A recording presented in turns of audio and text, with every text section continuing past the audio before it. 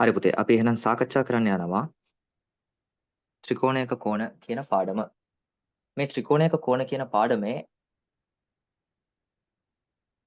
හුඟක් ලේසිම කොටසක් තමයි අපිට තියෙන්නේ. දැන් මේකේ බලන්න දරුවෝ අපිට ප්‍රමේයන් දෙකම දෙකයි තියෙන්නේ. ඒ දෙකම අපි දැන් පොඩ්ඩක් සාකච්ඡා කරගෙන යමු. ඕකේ. දැන් මේකේ පළවෙනි ප්‍රමේය. දැන් මෙයාලා පළවෙනි ප්‍රමේය හැටියට අපිට දැන් දීලා තියෙන්නේ ඔයාලා හැමෝටම පේනවා ඇති ත්‍රිකෝණයක අභ්‍යන්තර කෝණ තුනෙහි IK කීයද 180යි. එතකොට ත්‍රිකෝණයක අභ්‍යන්තර කෝණ තුනෙහිම IK 180යි. හරි. එතකොට දැන් මේක පාවිච්චි කරලා අපි දැන් ගණන් කිහිපයක් සාකච්ඡා කරමු දරුවෝ. දැන් ඒ ටික අපි බලාගමු. ඉස්සෙල්ලාම මම ත්‍රිකෝණයක් දෙනවා.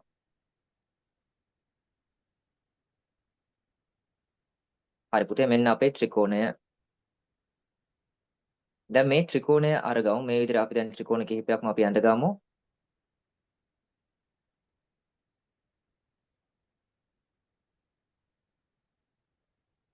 අංක 1 2 3.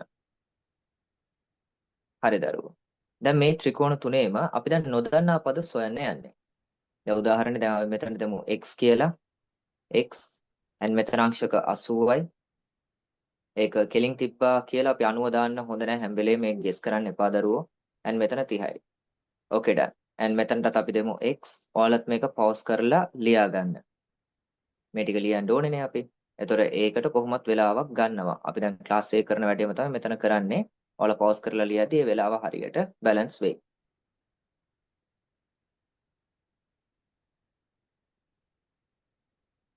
ඕකේ පුතේ. දැන් මේ තුන අපි කරලා ඊට පස්සේ අච්චු පොතේ තිබ්බ ගණන් කිහිපයකුත් අපි සාකච්ඡා කරමු. දැන් බලන්න දරුවෝ මෙතන මොකද්ද තියෙන්නේ ත්‍රිකෝණයක අභ්‍යන්තර කෝණ තුනෙහි IKය 180යි. දැන් මෙන්න පළවෙනි ත්‍රිකෝණය ඔයාලා හැමෝටම පේනවා. එතකොට මේ පළවෙනි ත්‍රිකෝණයට අනුව අපි මොකද කරන්න ඕනේ x ධන 80 ධන and 30. x ධන 80 ධන 30 මේ තුන් දෙනාම සමාන වෙනවා 180ට.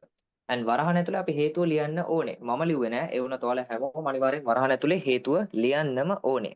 එතකොට හේතුව ලියනවා කියන්නේ ඔයා ලියන්න ඕනේ ත්‍රිකෝණයක අභ්‍යන්තර කෝණ තුනෙහි IKය 180යි. හරි. එහෙනම් අපි දැන් කෝණ තුන අපි අරගත්තනේ. දැන් කෝණ තුන අරගෙන අපි දැන් ඒ ටික සුළු කරමු. මෙන්න 80 ධන 30 කීයද ඒක? 110යි. ඒක සමාන වෙනවා දරුවෝ 180ට. හරි. දැන් මෙතන 110 අපි අනිත් පැත්තට ගෙනිච්චොත් එයා ඍණ වෙනවා. පැත්ත මාරු කරන්න ඕනේනේ සුළු කරන්න. දැන් 180න් 110ක් අඩු කරාම අපිට ලැබෙන පිළිතුර කීයද? ඒක අංශක 70යි. එහෙනම් මෙතන x කියන්නේ කීයද දරුවෝ? ඒක අංශක 70යි. ඕකේ. දැන් කෝකටත් අපි තුන් දෙනාව එකතු කරලා බලන්න. 70යි 30යි 100යි. 100යි 80යි කීයද ඒක? 180යි. එච්චරයි. දැන් අපි අනිත් එකට යමු. බලන්න x ධන 40 ධන 70. දැන් ඒකත් ලියලම ගමු.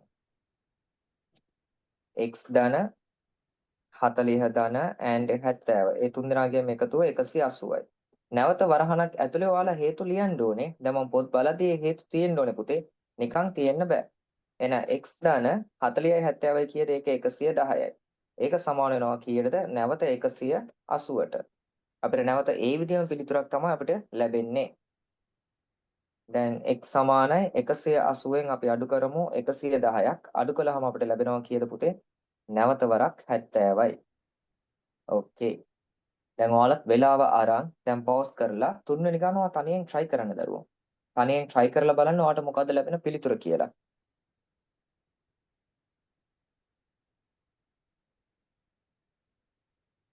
හරි. දැන් මෙන්න මම ඒකේ පිළිතුර දෙන්නම්. 2x ධන x ධන 120. ඒ කෝණ තුන තමයි අපිට තියෙන්නේ. ඒතකොට මේ තුනේම එකතුව කීයද 180යි. නැවත වරහන් ඇතුලේ ඔයා ලිව්වද කියලා බලන්න. නැත්නම් අමතක කළාද කියලා. මේ ටික ලියලා තියාගන්න දරුවෝ. ඒතකොට තමයි ඔයාට අමතක වෙන්නේ නැති ජීවිතේට. නැත්නම් ඔයාට දවසින් ඒක අමතක වෙලා ඇති. හෙට ආදී ඔයා ඒකෙන් පස්සේ බලාගෙන ඉඳීවි මේ මොකද්ද මෙතන වෙලා තියෙන්නේ කියලා. දැන් බලන්න පුතේ. දැන් ඒකෙන් පස්සේ සමානයි කීයද නැවත 180යි. දැන් මේ පාර අපිට ඇවිල්ලා තිබ්බේ 120. එන 120 අපි ගෙනිච්චාම අනිත් පැත්තට මොකද්ද වෙන්නේ? ඒක 180 රින 120. එහෙනම් අඩු කළාම කීයද අපිට ලැබෙන්නේ? 60යි.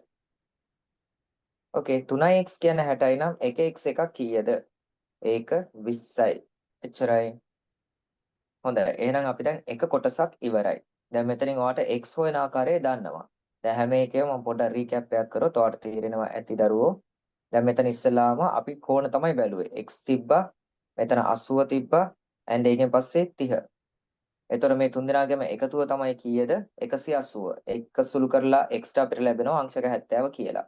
අනිත් එක්කෙනාවත් බලන්න මෙතන x and මෙතන 40 and මෙතන 70. මේ තුන්දෙනාගේත් එකතුව කීයද වෙන්න ඕනේ? ඒක 180යි. ඒකත් අපි අරගත්තා. මෙතනත් x 120 සහ 2x. ඒ තුන්දෙනාගේම එකතුව කීයද? නැවත 180යි. ඒක සුළු කරලත් x ගේ වටිනාකම 20යි කියලා අපි ලබා ගත්තා. දැන් අපි අනිත් කොටසට යමු. ඕකේ. දැන් බලන්න පුතේ අපි අභ්‍යාසයට යමු. දැන් අභ්‍යාසයේ ගණන් කිහිපයක් තියෙනවා. මේකේ රෝම ඉලක්කම් 1 ලේසි අපිට. රෝම ඉලක්කම් 1 නැවත x 60 70 තමයි අපිට දාලා ගන්න තියෙන්නේ. මෙතනත් අපිට හුඟක් ලේසි. ඇයි? හේතුව මෙතනට අපිට දාන්න තියෙන්නේ ඇතුළට a. ඇයි? ඒක ප්‍රතිමුඛ කෝණ හින්දා. දැන් a 110 සහ 25 අරගෙන අපිට සුළු කරන්න පුළුවන්. ඒ විදිහට මෙතන පල්ලෙහා තියෙන ගණනුත් අපි එකිනෙක හිතන්න ඕනේ ඒ ටික කොහොමද කරන්නේ කියලාත්. මේකේ කිහිපයක් අපි හෝම්වර්ක් වලට අපි දෙනවා. ඒ ටිකත් ඔයාලා සුළු කරලා ගන්න. දැනට අපි සාකච්ඡා කරන්න යමු මේකේ තව ගණන් දෙකක්. ඕකේ. තුනක් අපි සාකච්ඡා කරනවා. 3, 5 සහ 6. එහෙනම් මෙතන රෝම ඉලක්කම් 3 අපි කොහොමද කරන්නේ කියලා බලමු.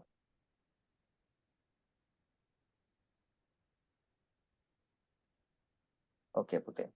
දැන් රෝම ඉලක්කම් 3 අපි සාකච්ඡා කරන්න යනවා.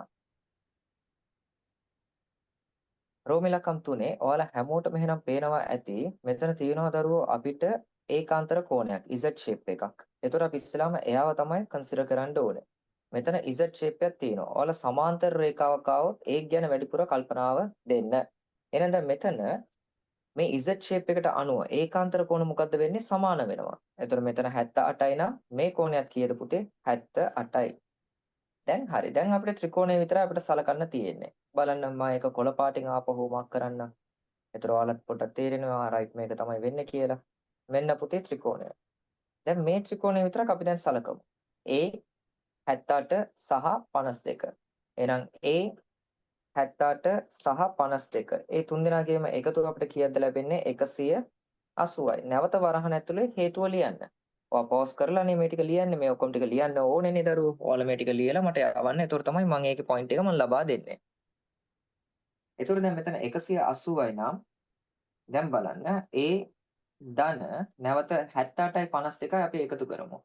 2යි 8යි එකතු කළාම 10යි. එකක් ඉතිරි. 1යි 7යි 8යි. 8යි 5යි 13. 130 සමාන 180. ඕකේ පුතේ. දැන් මෙතන සිම්පල් A කියන එක අපිට හොයන්න පුළුවන්. 180න් අපි දැන් අඩු කරන්න ඕනේ කීයද? 130ක්. එහෙනම් අඩු කළාම අපිට ලැබෙනවා A සමානයි 50යි. එච්චරයි පුතේ. එතන මේ ගාන එච්චර අමාරුවක් නැහැ අපිට. රයිට්. දැන් අපි අනිත් ගානට යමු. එහෙනම් දැන් මෙතන අනිත් ප්‍රශ්නේදී එයාලා මොකද්ද කියන්නේ? අනිත් ප්‍රශ්නේදී ඔයාලා හැමෝටම පේනවා එතන තියෙන රෝම ඉලක්කම් 5 පෝස් කරලා ඔයාලා ලියා ගන්න. දැන් ඔයාලට මේක ෆෝවර්ඩ් රිප්ලයි ඔක්කොම ටික කරලා බලන්න පුළුවන් නේ රීප්ලේ.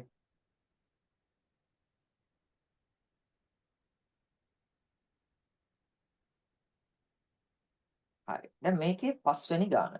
ඒ 5 වෙනි ගානෙත් අපිට පේනවා මෙතන සමාන්තර රේඛා. හරි එහෙනම් අපි මේ සමාන්තර රේඛත් එක්ක අපි යමු. මේ සමාන්තර රේඛාවලට අනුව දරුවෝ දැන් ඔයාලට පේනවා ඇති මෙතන Z shape එකක් තියෙනවා පුතේ. හරි මේ Z shape එකට අනුව කෝණ මොකද්ද වෙන්න ඕනේ? සමාන වෙන්න ඕනේ. එහෙනම් එකක් 28යි නම් අනිත් එකත් කීයද? 28යි.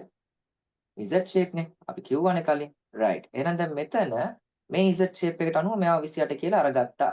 එතන letters මොකුත් එයාලා දාලා නැහැ. නිකමට හරි මේක simple y කියලා එයාලා අරගෙන තිබ්බොත් එතකොට අපිට ලියන්න පුළුවන් simple y සමානයි 28. ඒකට හේතුව හැටියට අපි මොකද්ද ලියන්න ඕනේ වරහන් ඇතුලේ ප්‍රතිමුඛ කෝණ. ඕකේ done. දැන් අපිට එහෙම අවශ්‍යතාවයක් නැහැ. හේතුව එතන letter එකක් එයාලා දීලා තිබ්බේ නැහැ. දැන් අපි යමු ඒකේ අනිත් කොටස. එහෙනම් දැන් M හොයන්න යන්නේ. මම නැවත වරක් ඔයාලට කොළ පාටින් ඒ ත්‍රිකෝණය highlight කරන්නම්. දැන් අපි සලකන්න ඕනේ මෙන්න මේ විශාල ත්‍රිකෝණය. ක්ලියර් නේද දරුවෝ? දැන් මෙන්න මේ විශාල ත්‍රිකෝණය ඔයාලට සිරස් අර්ථයට තියලා බලන්න අමාරුයි නම් ඔයාලා මේක ලෑන්ඩ්ස්කේප් එකේ තියාගන්න. ඒතර ස්ක්‍රීන් එක පොඩ්ඩක් විශාල වෙයිනේ. ඒතර ඔයාලට තවත් බලා ගන්න පුළුවන් වෙයි දරුවෝ. හරි. දැන් මෙතන අපි ලොකු ත්‍රිකෝණයට අනුව අපිට මොකද තියෙන කෝණ? ඒ ටික අපි කන්සිඩර් කරමු. 105 m අනිත් එකන 28. එච්චරයි. එහෙනම් මේ තුන්දෙනාගේම එකතුව කීයද වෙන්න ඕනේ? 180ක් වෙන්න ඕනේ. ඒකත් අපි ලියලා ගමු. m 28 105.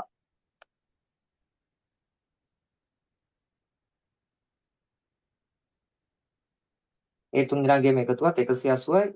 අපි හේතු හැටියට ලියන්න ඕනේ මොකක්ද? ත්‍රිකෝණයක අභ්‍යන්තර කෝණ. එහෙනම් m ධන 28 105 එකතු කරාම 133යි දරුවෝ. ඒක සමාන වෙනවා 180ට.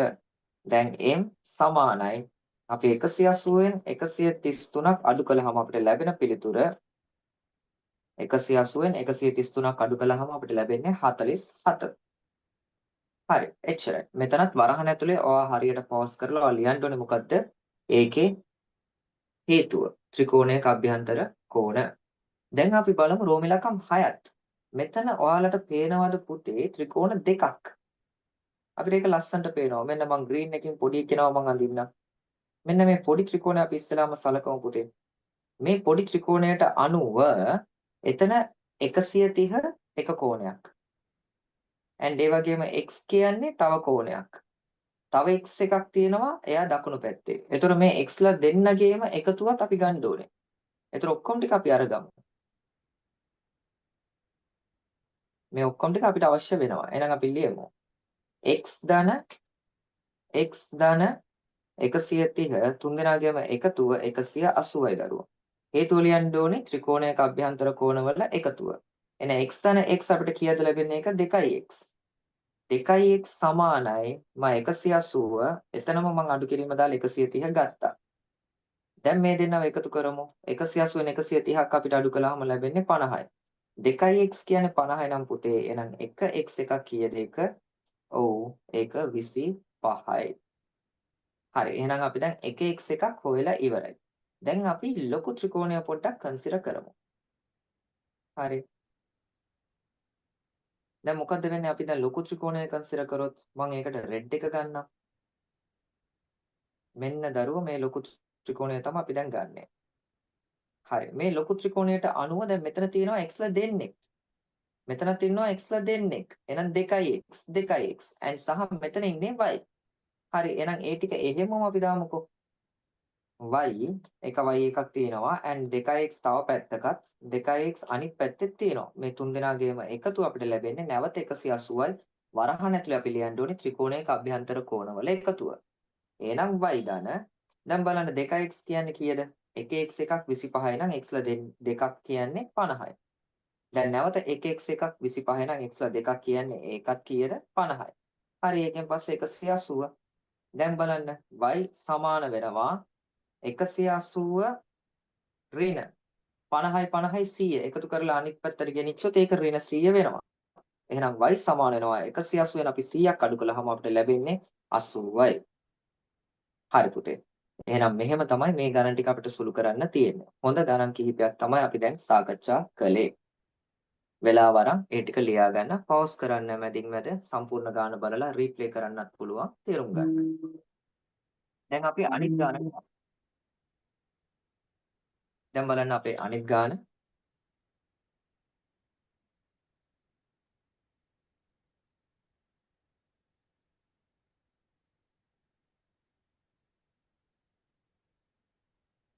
කවදත් මට කෝල් කරන්න එපා දරුවෝ.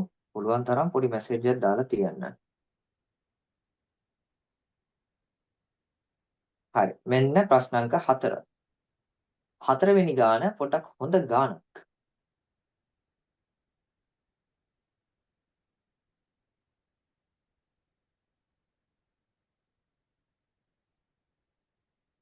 මේ ගානේ එයාලා මොකද්ද කියන්නේ? XYZ කියලා ත්‍රිකෝණයක් තිබ්බලු. හරි. එහෙනම් අපි ඒ විදිහටම එක පොඩි ඩයග්‍රෑම් එකක් අපි අඳගමු.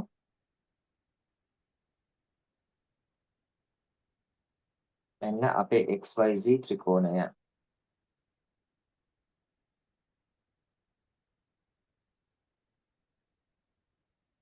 හරි පුතේ. මේ XYZ ත්‍රිකෝණයේ අපි කැපිටල් කියලා අරගමු. මේක X කෝණය, මෙතන තියෙන්නේ Y කෝණය, මෙතන තියෙන්නේ Z. හරි.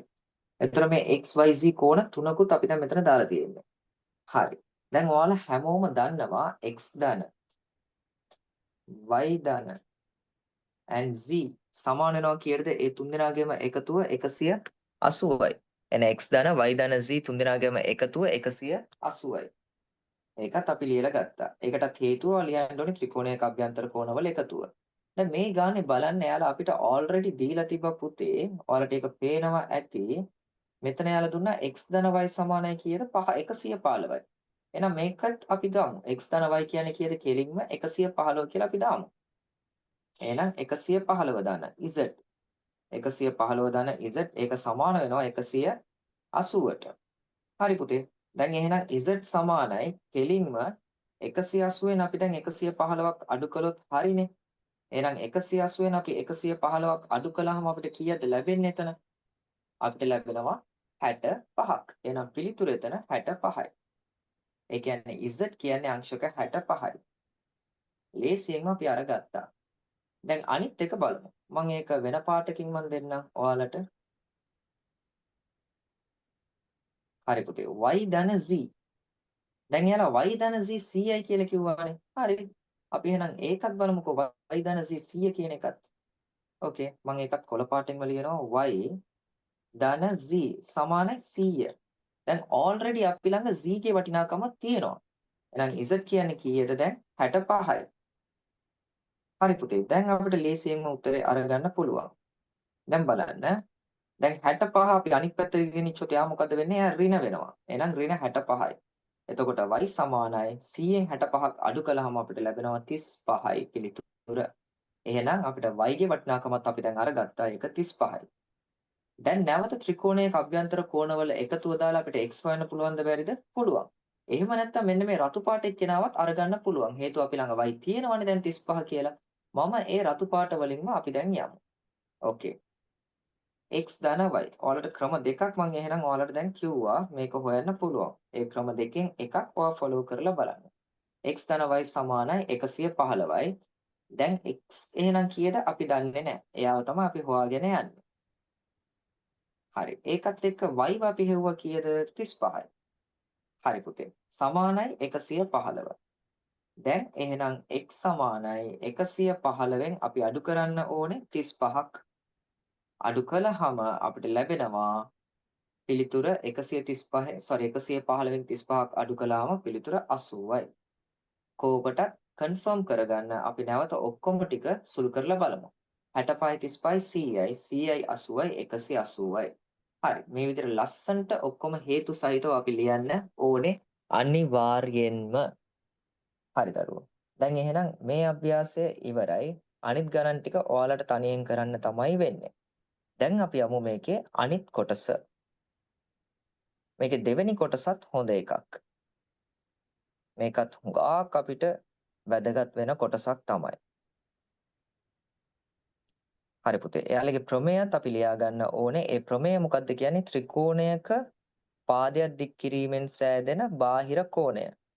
හරිනේ. දැන් මෙතනත් බලමු. මම මේ ඩයග්‍රෑම් එකත් එක්ක යන්නම්. එතකොට ඔයාලට තව පැහැදිලි වෙයි. දැන් බලන්න. මෙතන ත්‍රිකෝණයක් තියෙනවා අපිට. මේ ත්‍රිකෝණය දැන් පාදයක් දික් කරනවා. පැහැදිලිනේ? ත්‍රිකෝණයක පාදයක් දික් කිරීමෙන් සෑදෙන බාහිර කෝණය. මෙයා ඉන්නේ එළියෙන්. x මම කොළ පාටෙන් දාලා තියෙනවා. ඒතර මෙයා ඉන්නේ එළියෙන්. ඔය ලෑන්ඩ්ස්කේප් දාගන්න දරුවෝ. ඒතර ඔයාලට තවත් ක්ලියර් එකට පෙනෙයි. එහෙනම් හරි. ඒතර මේක බාහිර කෝණය කාටද සමාන වෙන්නේ? අභ්‍යන්තර සම්මුඛ කෝණ. ඇතුලේ ඉස්සරහින් තියෙන කෝණ දෙකට තමයි එයා මොකද්ද වෙන්නේ? සමාන වෙන්නේ. එහෙනම් මෙයාගේ ඇතුලෙන් ඉස්සරහින් ඉන්න කෝණ දෙක කවුද? එකක් 90 අනිත් එක 25. හරි. එහෙනම් මේ දෙකට තමයි මේක සමාන වෙන්නේ. ඕකේ ඩන්. එතකොට බලන්න x සමානයි 90 ධන 25.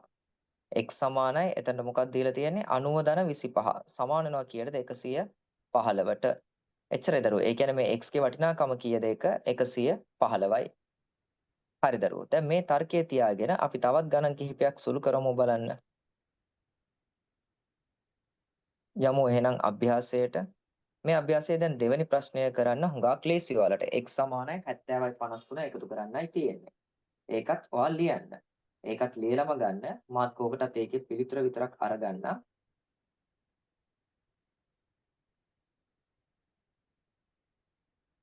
බාහිර කෝණය ඔය හේතු ලියන්න ඕනේ හරියට. x සමානයි 70 ධන 53. අපි හේතුව හරියට ලියන්න ඕනේ බාහිර කෝණය අභ්‍යන්තර සම්මුඛ කෝණ දෙකෙහි එකතුවට සමාන වේ කියලා. හරි පුතේ. එතකොට 70 ධන 53 අපිට ලැබෙනවා 123යි. ඕකේ. දැන් අපි කරන්න ඕනේ මෙන්න මේ දෙවෙනි ගාන. ඔය පළවෙනි ගානත් ලියා ගන්න. දෙවෙනි ගානේ කවුද බාහිර කෝණය? ඒක තමයි ඔයා ඉස්සෙල්ලාම බලන්න ඕනේ. එතකොට මෙතන බාහිර කෝණය හැටියට අපිට තියෙන්නේ 138. එන 138ට සමාන වෙනවා අභ්‍යන්තර කෝණ දෙන්න කවුද? A සහ 75. හරිනේ. ඒක හරියට තේරුම් ගන්න බලන්න. ආපහු වරහන් ඇතුලේ ඔයා හේතු ලියන්න ඕනේ. බලන්න මම නැවත වරක් කියන්නම්. දැන් මෙතන බාහිර කෝණය පුතේ 138. මෙයානේ බාහිර කෝණය. අභ්‍යන්තර කෝණ දෙක තමයි මෙතන 75 සහ A කියලා කියන්නේ. එතකොට 138ට සමාන වෙනවා A ධන 75ට. දැන් අපිට පිළිතුර ගන්න පුළුවන්. කොහොමද? ඒව තනි කරමු. ඒව තනි කරන්න 75 වම් පැත්තට ගෙනිච්චොත් එයා මොකද වෙන්නේ? ඍණ 75ක් වෙනවා. එහෙනම් 138 ඍණ 75 සමානයි A. එච්චරයි. දැන් අපිට සුළු කරන්න පුළුවන්. එහෙනම් 138න් 75ක් ගියාම අපිට කීයද ලැබෙන්නේ? 8න් 5ක් ගියොත් 3යි. 13න් 7ක් ගියොත් 6යි. එහෙනම් අපිට ලැබෙන පිළිතුර 63යි. හරි පුතේ. දැන් මේ ටික වෙලාව අරන් පෝස් කරලා ඔක්කොම දේවල් ටික ලස්සනට ලියා ගන්න. ඩයග්‍රෑම්ස් හැම එකේම අඳින්න ඕනේ. ඩයග්‍රෑම්ස් හැම ප්‍රශ්නෙටම ඇඳලා තමයි ඔයාලා උත්තරය අරගන්න ඕනේ. ඕකේ. දැන් අපි බලමු තවත් ගානක් මෙන්න රෝම ඉලක්කම් 5. හරි පුතේ. රෝම ඉලක්කම් 5ත් හුඟක් ලේසි ගානක්. එතනටත් මොකක්ද අපිට පේන්නේ? ඔයාලා හැමෝටම පේනවා මෙතන අපිට තියෙනවා Z shape. එහෙනම් අපි Z එකේම යමු. එහෙනම් බලන්න දරුවෝ මෙතනත් අපිට Z එකක් පේනවනේ. හරි ඉස්සෙල්ලාම සමාන්තර රේඛා තමයි අපි සලකන්න ඕනේ. එහෙනම් දැන් මේ Z රේඛාවට අනුව මේ ඒකාන්තර කෝණ වලට අනුව ඔයාලා හැමෝටම කියන්න පුළුවන් මේ කෝණය 52යි නම් මෙතන උඩහා තියෙන කෝණයක් කීයද ඒකත් 52යි. හරි. දැන් අපි ත්‍රිකෝණයක් සලකමු. බලන්න දැන් මම කොළ පාටින් මම ඔයාලට ත්‍රිකෝණය දෙන්නම්. හරි පුතේ. දැන් මෙතන කොළ පාටින් බලන්න හරියට ත්‍රිකෝණය ඔයාලට පේනවද කියලා. මෙන්න ත්‍රිකෝණය ඒකේ බාහිර කෝණයකුත් තිබ්බා 78යි. හරි. දැන් හරියට ඔයාලට ගෙස් කරන්න පුළුවන්ද කවුද මෙතන බාහිර කෝණය 78? අභ්‍යන්තර කෝණ දෙක මොකද්ද මෙතන x සහ 52. එහෙනම් බාහිර කෝණය 78යි අභ්‍යන්තර කෝණ කවුද x සහ 52. එහෙනම් ඒ ඔක්කොම ටික අපි ලියලා ගමු. බාහිර කෝණය ඉස්සෙල්ලාම ලියමු 78යි. අභ්‍යන්තර කෝණ දෙන්න කවුද x සහ 52. දැන් නැවත වරක් වරහන් ඇතුලේ අපි හේතුව ලියන්න ඕනේ. ඩයග්‍රෑම් එක අඳින්න හේතුව ලියන්න.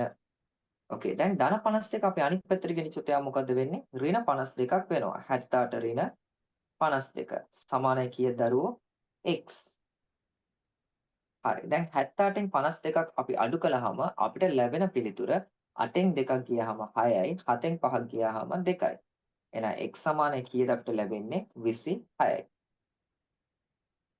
හරි දරුවෝ. ඒකම දැන් අනිත් පැත්තට යමු. තව ගානක් අපි සුළු කරන්න දැන් මේකටත් ඔයා ඉඩ තියා. හරියට ඔක්කොම දේවල් ටික පෝස් කරලා ලියාගෙනම අපි අනිත් ගානට යමු.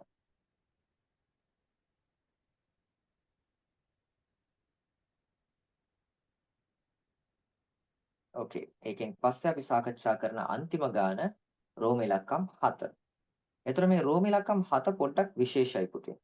මේ රෝම ඉලක්කම් 7 දී අපි මොකද්ද කරන්න ඕනේ? එතන MN කියලා දෙකක්ම තියෙනවා.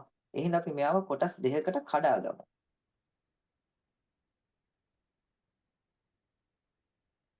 මෙන්න අපි දැන් එයාව කොටස් දෙකකට කඩා ගන්න ආකාරය ඉස්සෙල්ලාම දකුණු පැත්ත සලකමු. ඉස්සෙල්ලාම දකුණු පැත්තේ තියෙන ත්‍රිකෝණය බලන්න දරුවෝ. ඒ ත්‍රිකෝණය යන්නේ මේ විදියට.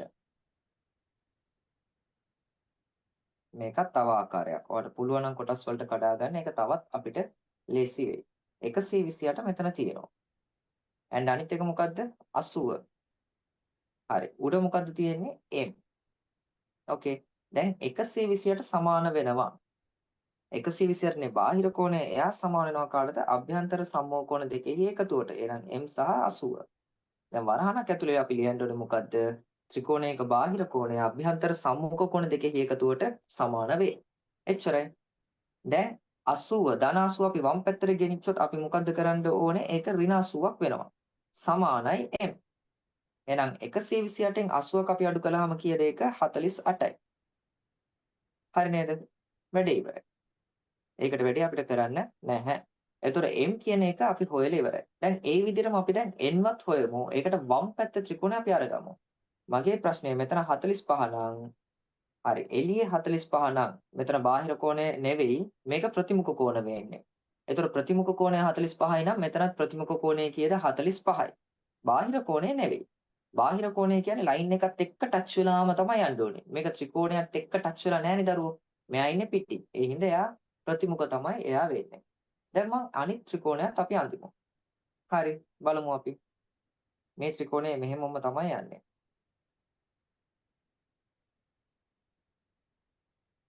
ඕකේ. දැන් බලා ගන්න. 45. හරි. දාලා ගමු 45. සෝරි. අපිට දැන් එයා අවශ්‍ය නැහැනේ. අපි කෙලින්ම ඇතුළටම යමු. මෙයා 45යි. හරි. මෙතන n. දැන් වෙන මොකුත්ම අපි ළඟ නැහැ. ඒතර ඔයා කල්පනා කරොත් ඔයාලට පේනවා ඇති තව බාහිර කෝණයක් මෙතන අපිට පේන්න තියනවා දරුවෝ.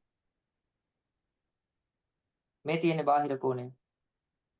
හරි. එහෙනම් එයාව අපි අරගමු 80. හරි. එහෙනම් එයාව දැන් අපි 80 කියලා අරගත්තා. දැන් අපිට ලියන්න පුළුවන් එහෙනම් 80 සමාන වෙනවා මොනකටද? 80 සමානයි n ධන n ධන 45ට.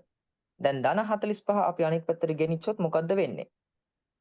ධන 45 අනිත් පැත්තට ගෙනිච්චොත් එයා ඍණ වෙනවා. ඍණ 45යි සමානයි n. දැන් බලන්න දරුවා 80න් 45ක් අපි අඩු කරාම අපිට ලැබෙන පිළිතුර ඒක 35යි. එහෙනම් n සමානයි 35යි. එහෙනම් ඔයාලගේ පාඩම එතනින් ඉවරයි. දැන් ඔයාලා අනිවාර්යයෙන්ම මේක ඩ්‍රොයිං ඒ වගේම ඔක්කොම හේතුත් ඔක්කොම ලියලා ගනිද්දි හරියටම වෙලාව බැලන්ස් වෙනවා. පෝස් කරන්න, ලියන්න, ඒ වැඩේ ලස්සනටම ඉවර කරලා මට අනිවාර්යයෙන්ම මේකේ PDF ඔයාලගේ ෆොටෝස් ටික යවලා තියන්න දරුවෝ. මම ඒ ටික චෙක් කරනවා අනිවාර්යයෙන්ම. පොඩ්ඩක්වත් මිස් කරන්න එපා. ඔයාලගේ මොකක් හරි මිස්ටේක් එකක් තිබ්බොත් මම අනිත් දවසේ ක්ලාස් එකේ තියලා ඔයාලගෙන් වැඩේ අරගන්නවා. ඕකේ. අල්ලඩ කාවල්.